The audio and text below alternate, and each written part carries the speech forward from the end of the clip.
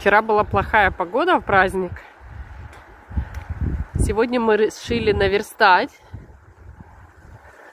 И поехали попить кофейку. Ну, за километров 100-150 это точно. И решили поехать туда, где ни разу не были. Здесь точно ни разу не были. Мы в этот раз поменяли море на горы, реку. Смотрите, какая красота.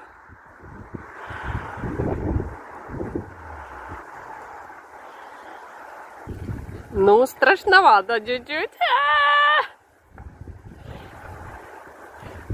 Я не трусиха, но страшно.